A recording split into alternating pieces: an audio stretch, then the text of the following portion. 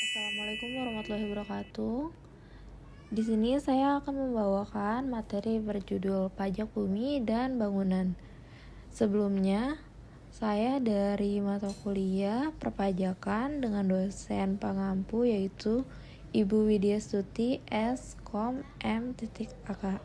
Sebelumnya perkenalkan, nama saya Nisrina Sari Lubis, NIM 1122101619. Di sini saya dari kelas MA 22C16. Berikut materi yang akan saya paparkan. Yang pertama adalah pengertian pajak bumi dan bangunan, yang kedua objek dan subjek pajak bumi dan bangunan, yang ketiga hal yang bukan objek dari pajak bumi dan bangunan, yang keempat dasar hukum pajak bumi dan bangunan, yang kelima ialah cara penentuan perhitungan pajak bumi dan bangunan, dan yang terakhir adalah tata cara pembayaran pajak bumi dan bangunan. Sebelumnya, sebuah usaha yang berjalan pasti memerlukan lokasi fisik sebagai pusat operasi untuk menjalankan suatu usaha tersebut.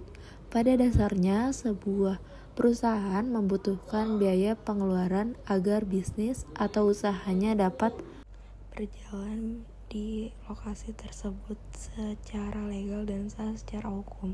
Biaya yang diperlukan tersebut adalah pajak bumi dan bangunan atau PBB.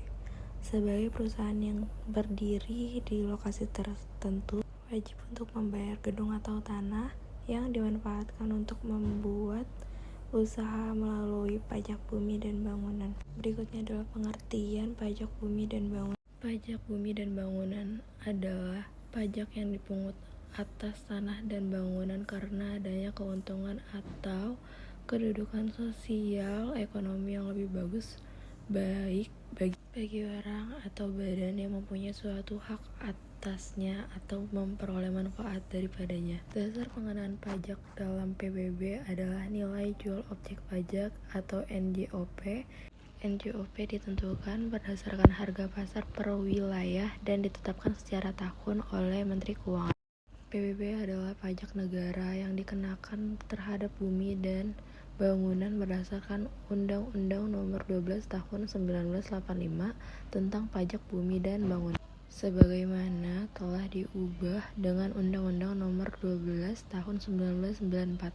Yang kedua yaitu objek dan subjek pajak bumi dan bangunan. Berikutnya adalah objek dari pajak bumi dan bangunan.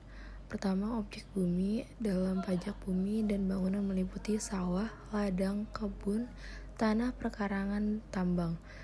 Yang kedua yaitu objek bangunan yaitu rumah, bangunan usaha, gedung bertingkat, pusat perbelanjaan, pagar mewah, kolam renang, dan jalan tol. Subjek dari pajak bumi dan bangunan yaitu definisi dari subjek pajak dan bangunan merupakan orang pribadi atau badan yang secara sah dan nyata memiliki hak atas bumi, memperoleh manfaatnya, memiliki dan menguasai bangunan tersebut serta merasakan manfaatnya.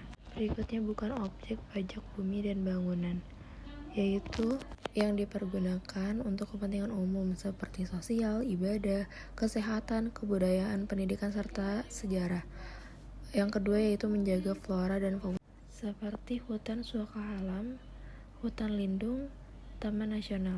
Yang ketiga digunakan untuk perwakilan negara atau organisasi internasional seperti konsulat atau kedutaan. Berikutnya yang keempat yaitu dasar hukum pajak bumi dan bangunan.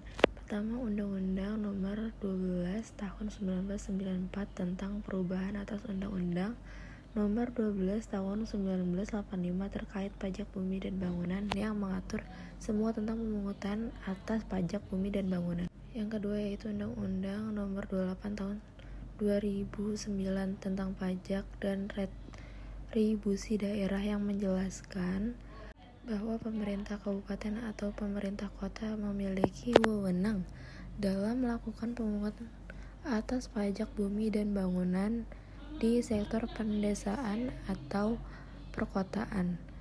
Yang kedua yaitu bahwa pemerintah atau pusat memiliki wewenang terhadap sektor pertambangan, perhutanan, dan perkebunan. Yang kelima yaitu menentukan nilai perhitungan pajak bumi dan bangunan. 1. Menetapkan nilai jual objek pajak atau NJOP Yang kedua yaitu menentukan nilai jual kena pajak atau NJKP. Yang ketiga yaitu menghitung pajak bumi dan bangunan atau PBB. Berikutnya adalah contoh soal. Mr. Asahi merupakan seorang dosen dan beliau mempunyai properti rumah seluas 100 meter persegi dengan nilai 1 juta per meter. Rumah berdiri di atas tanah dengan luas 150 meter persegi dengan nilai 1.200.000 per meter. Bagaimana perhitungan PBB atas Mr. Asahi? Jawabannya, diketahui nilai rumah sama dengan 100 kali 1 juta sama dengan 100 juta. Nilai tanah 150 kali 1.200.000 sama dengan 180 juta. NJOP sama dengan 100 juta tambah 180 juta sama dengan 280 juta, dan NJKP sama dengan 20% kali 280 juta sama dengan 56 juta. Maka nilai pajak bumi bangunan yang harus dibayar Mr. Asahi adalah 0,5% kali 56 juta adalah 280.000. Berikutnya yang terakhir adalah tata cara pembayaran pajak bumi dan bangunan. Adapun pembayaran secara online dan offline. Di sini pertama ada pembayaran secara online. Yang pertama yaitu membayar melalui website resmi.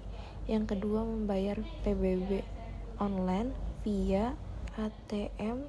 Yang ketiga membayar PBB online via M-Banking. Yang keempat membayar PBB online via aplikasi IPBB. Berikutnya pembayaran secara offline, yaitu sebelum membayar PBB wajib pajak memerlukan SPPT. SPPT di sini adalah surat pemberitahuan pajak terhutang yang diterbitkan oleh kantor pelayanan pajak terkait pajak terhutang dalam 1 tahun pajak. Jika Anda memilih melakukan pembayaran PBB secara offline atau datang langsung, pembayaran bisa melalui bank atau kantor pos tempat pembayaran yang tercantum pada SPPT atau melalui petugas pemungutan PBB kelurahan atau desa yang ditunjuk resmi. Kemudian saat hendak melakukan pembayaran PBB di bank atau kantor pos, wajib pajak cukup menunjukkan SPPT PBB, lalu sebagai bukti pembayaran wajib pajak akan menerima surat tanda terima setoran atau STTS.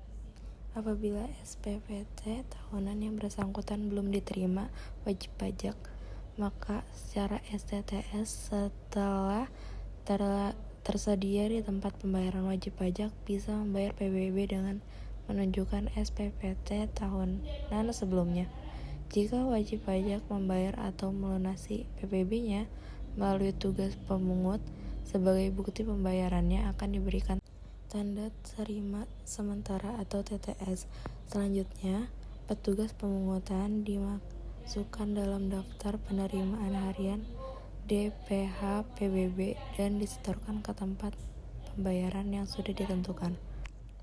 Petugas pemungutan penyetoran hasil penerimaan PBB dari wajib pajak ke bank atau KPB tempat pembayaran yang ditunjuk sebagai termuat dalam SPPT atau SKP atau STP dengan menggunakan DPH dalam rangkap. Baik, sekian pemaparan tugas materi perpajakan dari saya. Terima kasih atas perhatiannya. Wassalamualaikum warahmatullahi wabarakatuh.